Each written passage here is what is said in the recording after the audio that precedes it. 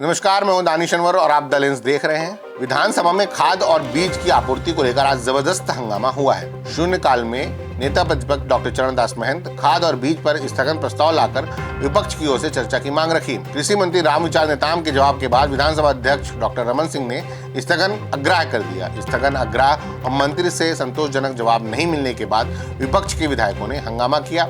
वे well पर आए। अध्यक्ष ने समझाने की कोशिश, लेकिन विपक्षी विधायक नहीं माने, जिसके बाद 5 मिनट के लिए सदन की कार्यवाही स्थगित कर दी गई। इस मामले को लेकर क्या कहा विपक्षी दल के विधायकों ने और कृषि मंत्री ने क्या जवाब दिया, सुनिए। किसानों के मामले को लेकर पूरे प्रदेश में खाद बीज की बेहद कमी है। किसी भी सोसाइटी में डीएपी नहीं मिल रहा है, यूरिया नहीं मिल रहा है और इसके कारण से किसान व्यापारियों के चंगुल में फंस रहे हैं। 1300 के डीएपी 1900 और 2000 रुपया प्रति बोरी खरीदने के लिए बाध्य है। ये डबल इंजन की सरकार पूरी तरह से असफल है। भारतीय जनता पार्टी की सरकार जानबूझकर किसानों को उत्पादन को कम करने के लिए डीएपी को रोक रही है।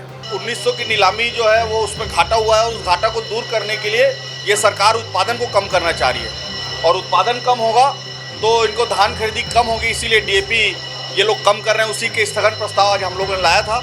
नहीं, इस तरह की कोई शिकायतें नहीं आ रही हैं। जहाँ भी शिकायतें आती हैं, मान लीजिए कहीं पर बीजों का, कहीं अमानक बीज की अगर सप्लाई की बात होती है और कहीं अमानक खाद के बारे में भी चर्चा की जाती है, तो उसके त्वरित हम निराकरण भी करते हैं। जहाँ तक